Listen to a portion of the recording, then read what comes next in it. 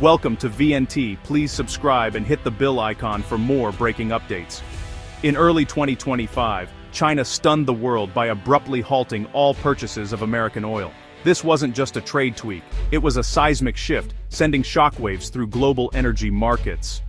U.S. oil producers, long reliant on China as a top customer, were blindsided. The move was a direct response to escalating tensions with President Trump's administration. China's message was clear: it would wield its economic power as a weapon, targeting America's booming energy sector. Stock prices of major U.S. energy companies tumbled as traders scrambled to assess the fallout. With China being the world's largest oil importer, this wasn't just about two countries, it redrew the global energy map. Suddenly, alliances and supply chains everywhere were in question. For Americans, the impact was real. Oil prices wobbled, jobs in Texas and North Dakota were at risk, and the interconnectedness of the world economy was on full display. A decision in Beijing now meant pain in the American heartland. The world watched as two economic giants collided, wondering, what would President Trump do next? The stage was set for a dramatic White House response. The global order was about to be tested. The roots of China's oil ban lay in a fierce tariff war that began in February 2025. President Trump slapped sweeping tariffs on Chinese goods, aiming to force a new trade deal. Beijing hit back fast, imposing an 84% tariff on U.S. crude oil, a direct blow to America's energy industry. The tit-for-tat escalated by April. Trump raised tariffs on Chinese imports to 125%, targeting dozens of countries, but focusing on China. The trade war was no longer a threat, it was reality, with both sides digging in. Each new tariff triggered a stronger response, turning a trade dispute into a strategic blockade. China's oil tariff was the turning point, weaponizing its energy demand and shutting out U.S. oil overnight. The world's two largest economies were now locked in open economic conflict. This wasn't just about numbers, it was about leverage, power, and global influence. The events of early 2025 set the stage for a complete halt in U.S. oil sales to China. Industries and workers on both sides of the Pacific braced for impact. The global economy was entering uncharted territory. The consequences would be felt far beyond Washington and Beijing.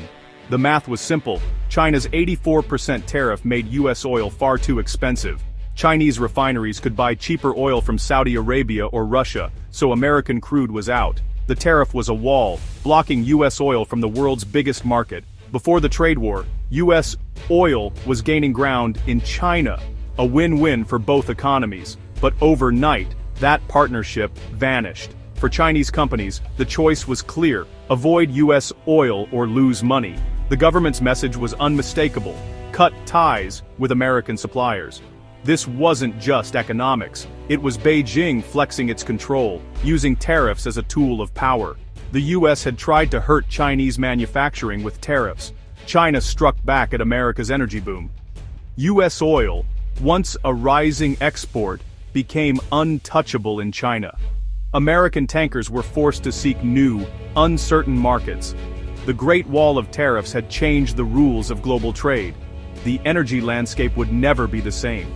President Trump didn't back down, he doubled down. In tense Stockholm talks, the U.S. demanded China stop buying oil from Russia and Iran, threatening a 100% tariff on all Chinese goods if they refused. China's response was swift and defiant. It would not yield to American pressure. Even U.S. officials admitted privately that China would rather pay tariffs than bow to demands. Trump's pressure campaign expanded, targeting India for buying Russian oil with new tariffs. The administration was willing to risk global relationships to isolate China and Russia. Congress joined in, proposing a bill to allow tariffs up to 500% on any country buying Russian energy.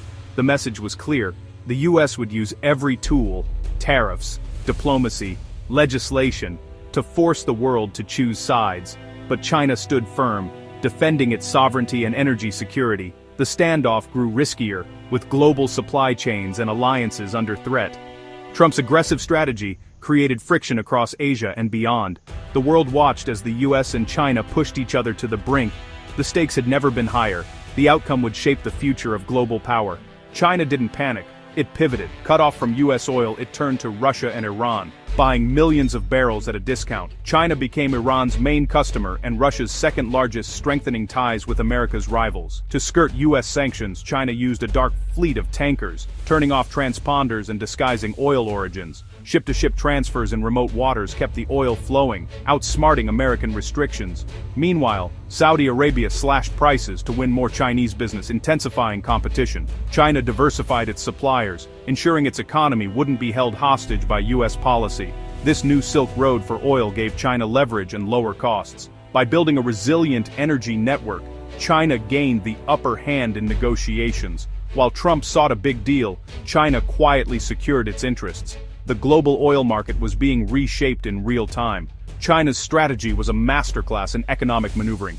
The US found itself outflanked on the energy front. The fallout hit home fast. US oil producers, who'd banked on China, faced a glut and falling prices. Companies from Texas to North Dakota scrambled to adapt, slashing growth plans and bracing for losses. The pain spread to American farmers as China also stopped buying US soybeans. Silos overflowed, prices crashed, and thousands of farm families faced ruin.